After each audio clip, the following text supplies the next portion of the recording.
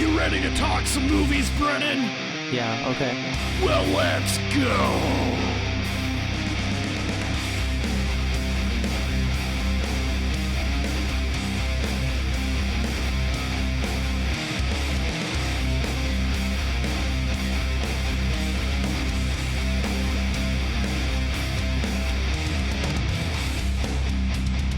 Corrupted youth!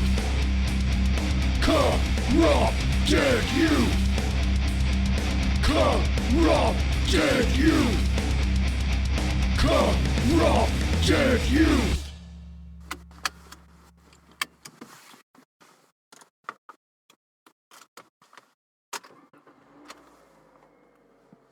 Oh shoot! Oh, snap. We're back! Yeah. Drive time special. Very excited for this one, too. Yep. This is where we drive to the movie theater, spew out some stuff before then, watch a movie, and then talk about it. Our hot take right out of the theater. That's right. Fresh. So we gotta keep talking because we don't really edit these, Yeah. and we just do our thing. And so, what are we gonna watch, Bren? We are going to go watch Shin Ultraman. Say what? Say what? Yeah, in the States, this is a pretty limited showing at our local theater. Right. And so, like, it's also like, I don't know, I'm spacing out right now. Well, I've been pretty excited for this movie for a while now. Right. So, yeah, by the same director as Shin Godzilla. Right. Hideaki Anno, And, the legend. Yeah. And so there were two showings for this. And last night's was the subtitled version. We were not able to go to that one. But we're going to the dubbed version tonight. Better dubbed than none at all. Yes, and I'm okay with seeing it done. I'm okay for paying as much as I paid for these tickets, too. But I'm not very well versed in Ultraman. My experience with Ultraman is mostly being a kid and watching old episodes when I was in Chicago. And it was just a bunch of people in dirty rubber suits fighting each other. Yeah, it's really great. I remember, I forget where we were. We were at some like comic book store, or something like nerdy store, and they had like a video selection there. And I think you had found the original series on DVD. I did. Yeah, and you were like, this is like really awesome. You really like Godzilla. You'd be really into this. And you got it for me. And I remember watching it like right away because we were taking the van that had the video player in it. And I remember watching it right away. And I've loved it since then. I love the original series. Yeah, it's a lot of fun. Oh yeah, I'm a really big fan. And also of just like the Ultraman series altogether. I've cherry-picked a few of like the sequel series to watch, but the original series, that's where it's at. And this is what this Shin Ultraman is really based off of, is the original series, which has me really excited. And I think one of the strongest things that the original series had going for it is surprisingly the writing a lot of the time. The early parts of this series are pretty like campy, kind of kid-orientated, but it surprisingly gets like really deep tones and like really good writing and really good messaging and really cool themes that you don't really see explored that often in like the tokusatsu, like I guess like rubber suit genre. So I'm hoping that they bring some of that into this too. Because Hideaki Anno, he did a fantastic job on Shin Godzilla. Yeah, definitely a unexpected reinterpretation of the Godzilla mythos. Yes, really amazing. And Hideaki Anno as a man too, he absolutely loves Ultraman. He loves Ultraman over most any other series. And his most popular work being the anime Neon Genesis Evangelion, which is my favorite. he put a lot of Ultraman references in that too, and like similar ideas loosely to Ultraman. And he made his own Ultraman fan film even way back in the day. I don't know when it came out, but it's this whole like fan production. I've seen clips from it. It looks hilarious, but you can tell that this is a man that has wanted to make an Ultraman movie for a long time. Well, I guess we should maybe explain what Ultraman is to people that don't know. Go for Okay, it. so Ultraman is a Japanese superhero. Ultraman is an alien. He's a giant, because of course it's like, kaiju stuff, who comes to Earth and merges with a man named Hiata, and who works for the Science Patrol. And Science Patrol is just this organization dedicated to the prospects of science and the protection of Earth from like aliens or any sort of like supernatural forces. So together, Science Patrol and Ultraman protect Earth. That's a good basic way to Basic put rundown. everything. Yeah. And so over the years, there's been multiple series. Yes, different Ultramen will come in and take up the mantle to protect Earth. So it's one of those series that I don't think will ever die. There's basically a new one every year at this point. And he's also been in between live action and also animation too, correct? Yep, there's been a few animated series. I haven't watched a lot of them. There was a made-for-TV American Ultraman 2 that came out, and it is horrible. You can watch it on YouTube, and I did, and I don't recommend it at all. That was pretty bad. But yes, does definitely dip his toes in animation. There is an anime on Netflix that is based off of the Ultraman manga. It's in a very separate timeline. I don't like it at all because it kind of takes Ultraman, this like giant, being, and they turn him into basically Iron Man. He's like all mechanical and he's like human size. I don't know, it's lame, but I don't like to talk about that one. But yes, he does very multimedia. There's mangas too of him, of course. And kind of the big thing with Ultraman 2 is they've sold a lot of toys. Oh my god, Over so the many years. toys. And that's kind of why Ultraman also gets rebooted a lot. Yep. Or they bring in new ones, because you can always just sell new toys. Uh-huh. And Ultraman has like the beta capsule that he pressed like the button on, or I guess he had to, the human does, and that turns him into the actual Ultraman form. And that idea has been turned into a gimmick where it's like this like big like cheesy wrist bracelet thing that he can sell a bunch of toys of and all. So yes, it is a very toyetic series, to steal a word from Freakazoid. Very toyetic. I think that's an industry term. Oh really? Okay, I always Yes. learned that from Freakazoid. But yeah, Ultraman sells a lot of toys. If there's anything I'm looking for, I guess, in this new interpretation, or at least I'm hoping to see, is I want to see good themes of, I guess, like protection of life. That's always a big theme in the original Ultraman. I want to see a judo move of some kind. I want to see Ultraman throw a monster over his shoulder or something like that. I always like that. That's a pretty big staple of his fighting style. Any Ultraman Legacy Kaiju? Oh, that's tricky. I guess excluding the ones that we already saw in the trailer, which I'd be kind of cheeky for just saying. I didn't really watch it. I'm gonna be honest. Because I kind of glimpsed at it. No sound was playing, and I said, "No, I can't spoil any of this. I want to go in as fresh as possible." I would say I'm hoping to see Gamora. That's a pretty popular Ultraman kaiju. Red King would be pretty cool to see. That's a great one from the original. Really, any of the aliens I think would work. I'm blanking on the name of the ones that have like the cool like crab hands. Those guys are really cool. Those have been a staple in the Ultraman series. Almost every series they show up.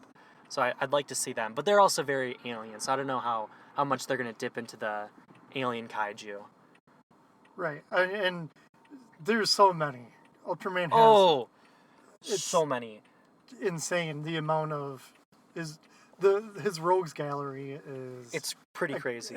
Extremely extensive. Yes, and it's a really cool series too. And especially in the original series, they were very creative in a very good way. I think later on, you can only do so many kaiju before you start have to make them like really weird. But the original series has a great cast. Almost every monster is very unique, and there's a lot of like fun history behind a lot of the monsters too, like in terms of suit design and like production.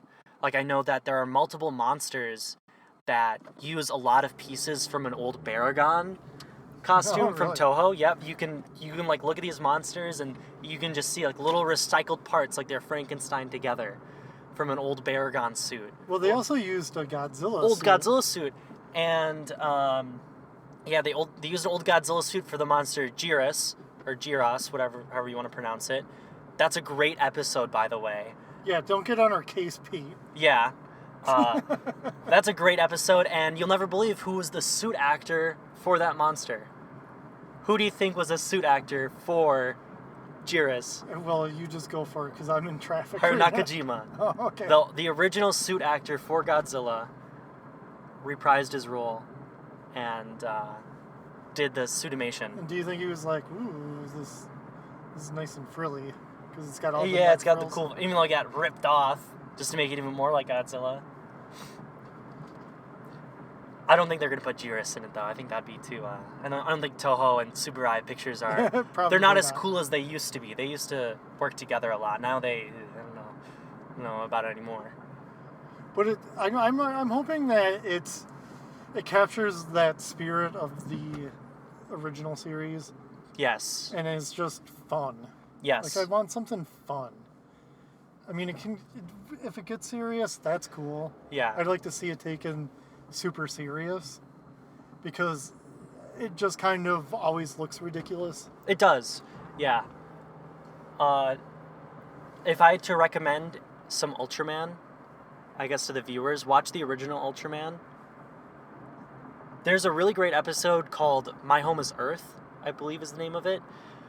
And one of the best episodes, the kaiju of the week that time, there is a twist to its origin that is incredibly shocking, very heart-wrenching, and mentally messes with like a lot of the crew and like really messes them. That's a really good episode. There's an episode called I believe it's called like Underground Invasion. I want to say that's the name of it. That one's like a spy thriller in a way. There's like this whole mystery built up. That one's really interesting. Or you just pick and choose whichever one you want to watch, because they're all really fun. And it's available On Tubi. excellent. Tubi So for you free. can watch it for free. For free, you can watch it. There's only like a couple ad breaks, and they're not bad. Definitely be wary that if you do want to get into it, the first like 6 episodes aren't the best. Well, the first episodes are really good, but it does get a little dry. And the suit that they used, they basically had to use, they never got a finished suit, and they used their prototype suit for the first few episodes, and it shows. The prototype suit looks really goofy. Well, that's super cool. That's a neat little bit of knowledge. Yeah, but just be prepared if you want to get into it. I'm not being condescending. He's going to look pretty ugly when you start it off, but by the end of the series, he looks fantastic. Yeah, and I'd say Ultraman, very iconic in appearance. Very iconic. One of the most iconic heroes in Japan. Very big in Japan. Because if you haven't seen Ultraman, you've definitely have seen the influence. Absolutely. Right down to like Power Rangers. Yes. all that. Okay, well, hey, we're here. We made it pretty much Right on time. Yeah. So that's it from us. We're going to go inside, watch the movie. Come on out with the hot take.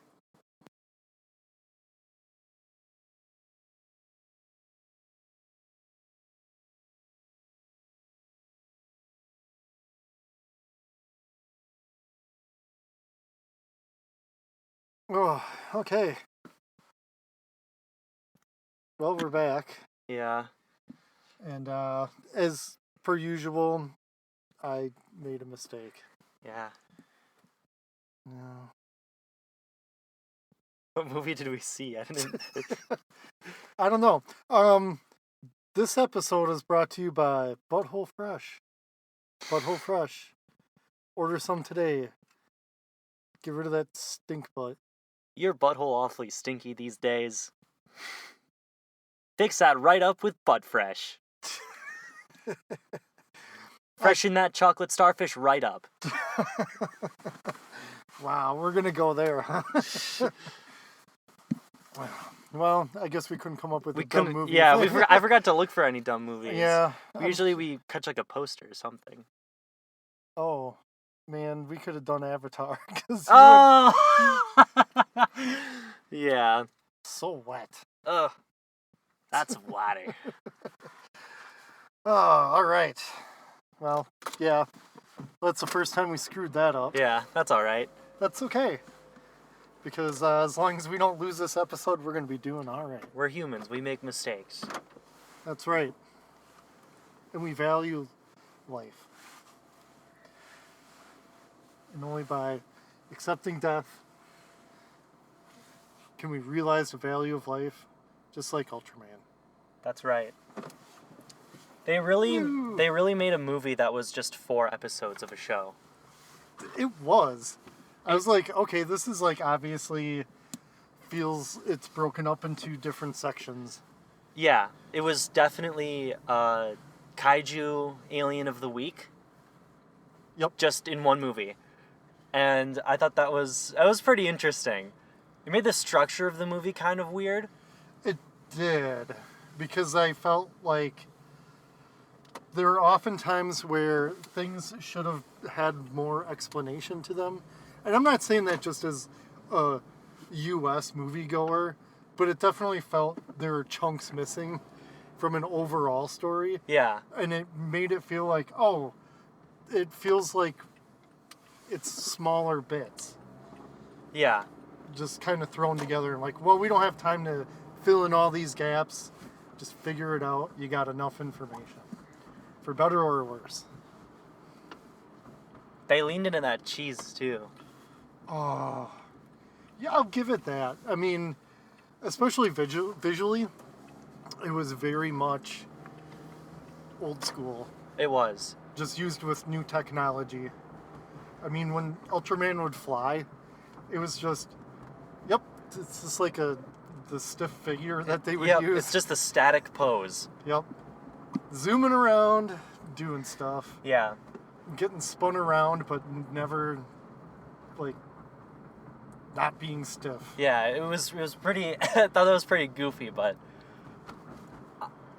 it felt very. You could see the Hideaki Anno on it, the heavy themes of humanity and spirituality in a way. Oh yeah, I mean for sure.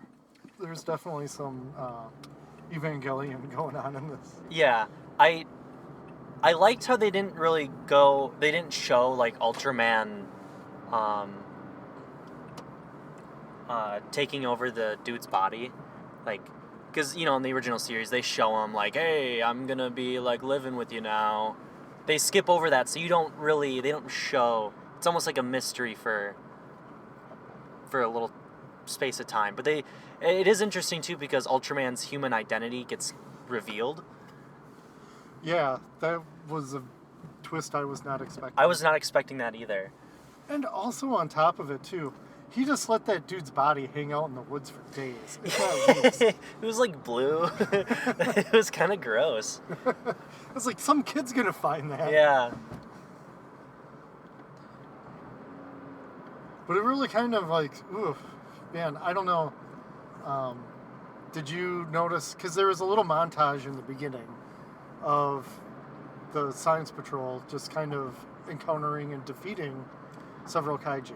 Yeah, I like that. I like that they were totally proficient without Ultraman Yes. before. I liked that. I recognized some of the kaiju. I think I'm probably murder the name, but Pagila. It was the one that was freezing stuff. Oh, yes. Yes. Yeah, and I obviously recognized like Zayton at the end. That's a very throughout the Ultraman series. That's a very popular kaiju that they bring back. Although he isn't a weird floating space. Right, and being. I recognized that one just visually, like what they were going for, and I was like, is it gonna become a kaiju that he has to fight? No. Or is it just gonna be a weird satellite Yeah. that's gonna just murder everyone on the planet? And then there's also Mephiles too, which I also recognized. Which was pretty cool to see those guys back. It was interesting how they handled the other Ultras because towards the last half of the movie, or I guess like mostly the final act, another Ultraman appears, Ultraman Zophie, who is a very, very popular Ultra, and is just like, oh hey Ultraman, you broke the code, and through whatever happens in the movie, we don't have to really get super into it, but humans are basically very prime candidates for being turned into these giant bioweapons. So Zophie's just like, yeah, not only did you just like break the code of light and interfering with humans, but they're also very dangerous, so I'm just gonna murder all of them. Yeah, I thought that was a good bit of story there. Yeah. I was not expecting. I was anything not for expecting like, that. oh, all humans can become bioweapons. Yeah, humans can become bioweapons, and aliens are just gonna love that, so we'll just get rid of them now. I think the bigger themes of all of this came down to just extraterrestrial contact and how that would kind of go down in this world. Yeah, I loved the way that Japan just tried to make an alliance with every alien so quickly because they wanted the upper hand on like the political stage. Yeah, that was interesting. That was very interesting, even though it was like a deal that was so poorly in their favor. Yeah. Hey, Dongles, do you like movies with contracts? This movie is for you. Yeah. There's so many contracts in this. Everybody's just making deals left and right. Uh-huh. I thought that was pretty interesting. I'm sure that's pretty good commentary, too, on, like, Japan's politics, too. Oh, without a doubt. Yeah, so... I mean, this director is very political. Yes. And critical. Very. I like the tidbit that they've got in the beginning with the director. His name slips me. He was the other director of Shin Godzilla, too. But like that interview that they had before they aired the movie with the main lead and the director, I thought that was very cute. Yeah. But I like how he was talking about the differences between a Japanese audience and an American audience. Yes, that was very interesting. And how it was right after they lowered their COVID protocols. And so he wasn't sure if it was just that because they still weren't allowed to talk in the theater, but they weren't really giving any response. Mm-hmm. And he liked the American audience better because they started laughing right away and they were getting it. Yeah, and they were cheering and stuff. He got that recognition. Yes. That he was looking for to know that he made a good movie. Yeah. I really liked it. It paid really good homage to Ultraman. Like when one of the members of the SSDF, or SSSP, yeah, SSDF, that's something else, SSSP, was turned into like a giant. Oh, yeah. That was like, that was taken straight from an Ultraman episode. I believe it was Underground Invasion, where one of the members is turned giant and, like, can't communicate or anything like that. And they even go to a rooftop and try, like, signaling to her. So there's a lot of stuff like that throughout the movie where I was like, I see, which was pretty nice. And also, not to make it weird, but man, those people who are into that giantess stuff are gonna Yeah. love this movie. I think they brought that up too, because when she goes on social media and she sees that she was like just super popular and she was talking about like how kind of gross it was too. I think they were kind of alluding to the fact that people were. Yeah, because there was like, I was like, oh man, like somebody's gonna be hoping for that upskirt. Yeah, exactly. And I was like, gross. Yeah. Whereas like I was trying to view it from the perspective of just kids, kid stuff. That's all it really was. And the whole movie kind of is. Yeah. And it's definitely a movie you could watch with a kid. Mm-hmm. And there was a dad behind us where when we were leaving was discussing it with his son. Yeah. And that warmed my heart. That was really nice to hear. I did enjoy that too. Reminded me of some cool dudes. Mm-hmm. Maybe that dad's gonna throw caution in the wind and say, let's have an intense discussion while driving. Yes, and record it too. What could possibly go wrong? Yeah. The music in it was really good. Oh, it was so retro. Yeah. They had to have taken it from the original show. Yeah, there were tidbits from the original show. There was also new stuff scored too, and it was scored by. I always butcher it. I literally love this guy, and I don't know his name. It's Shio Saguchi, but he is the one that did all the music for Evangelion. He did the music for Shin Godzilla, and he did the music for this too. And yeah, really good. It would either be like the fun, like 70s retro stuff, or it would just be like this intense, crazy, scary, like choir sort of thing that he loves doing. Or the super melodramatic, soft music. Mm-hmm. Yeah. Or like characters just having conversations, like some like jazzy kind of music. That's a jazzy stuff. Yeah, but it was all good. fun though. I think was it very really fun. captured the spirit of Ultraman. Yeah, they really did, and I really liked how at the end it came down to the humans. That the humans are the ones that are the real heroes. And also science. Science, yes. We're gonna get all these great minds together and come up with a solution. I really liked that. I did get my over-the-shoulder flip that I was hoping for. You did, and when it happened, I could tell that you were happy. I was happy, yeah, that was nice to see. We also got the Specium Ray. Looked cool. That first time he uses it, Yeah. awesome. Really, really awesome. I got the cool saw blade action.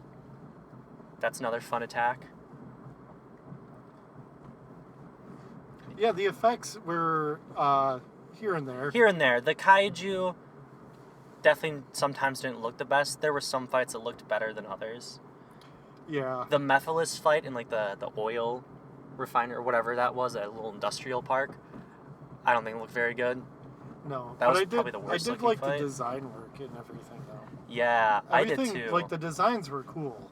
Mm-hmm. And the Mephiles, like the lights in the face, Yeah. was super cool. Yeah, really, really cool. The nighttime fight in the city against the Imposter Ultraman, which, great callback. Imposter Ultraman, that's like a staple.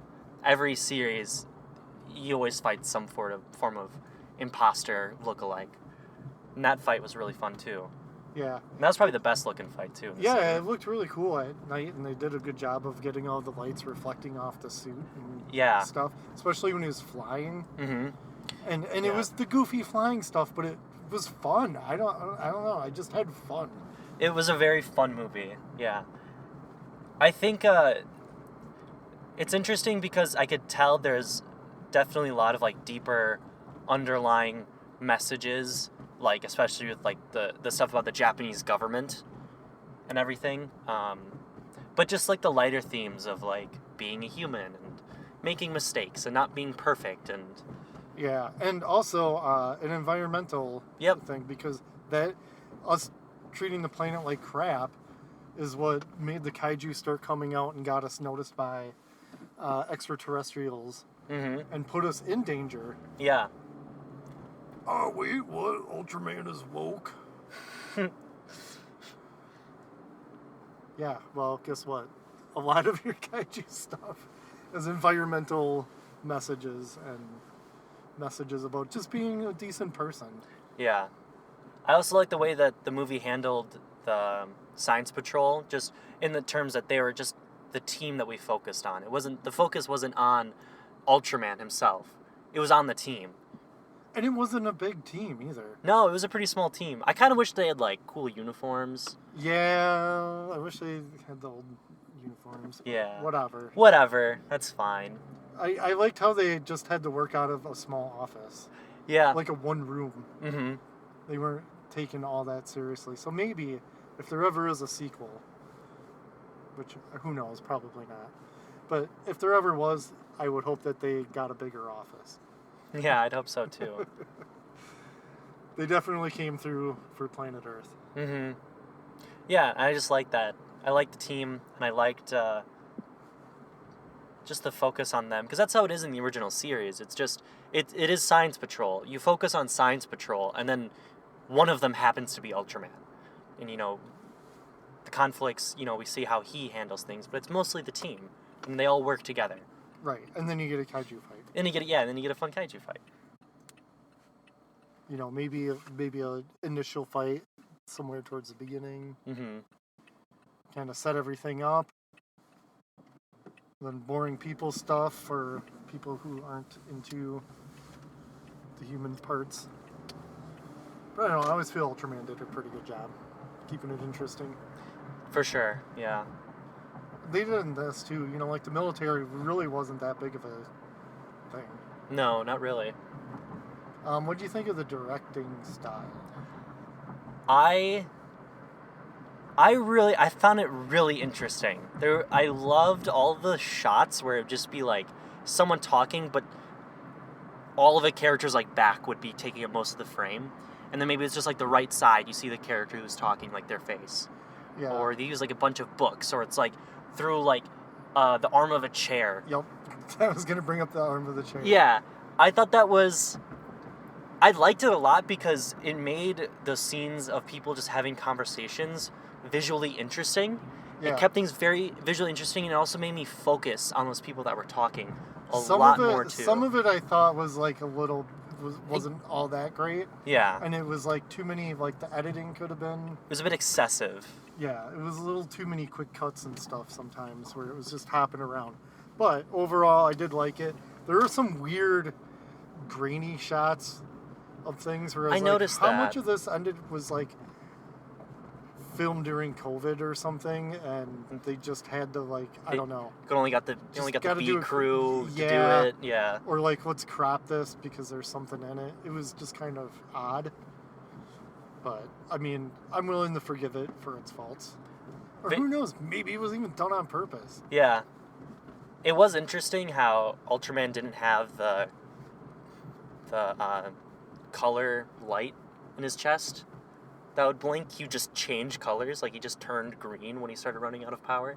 Yeah, that was weird. different. I feel like they should have just stuck with like just the color blinky light. I think that's a lot simpler. Yeah, why they didn't do that? I think this movie can be summed up in the one line where the guy is using the VR headset to talk, and they're commenting about how goofy he looks, and the one guy says, "Yeah, he looks super goofy, but it's still entertaining to us." I felt like that was an exact line. That was a line straight to the audience about it. It very well could be. But yeah, at the end of it, just had lots of fun. It wasn't as like deep or like I guess crazy as something like Shin Godzilla was, but it paid so much respect to Ultraman. I really liked it. Yeah, I agree. So there you have it, Dongles. You know what? They're probably not going to be able to watch this anytime soon. No, probably not. I heard that there was a pirated version floating around out there, but I mean, At least with it in theaters, there probably will be if you're really desperate. Yeah, now, but I mean, the event is over. Yeah. It's just 2 nights, so hopefully it makes it to home video in the near future. I would definitely watch it again. Yeah. Just goofy fun. Mm-hmm. I mean, there's no other way to describe it. Either you're into it or you're not. Yeah, that's how that works. It's exactly how this works. But yeah, other than that, same stuff as usual. Check out our TeePublic store, yada yada yada. The Dongle Den.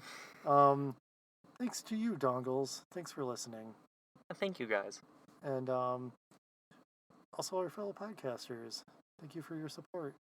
And with that, I'm shutting off the car and we're going inside because one of us is going to have to poop.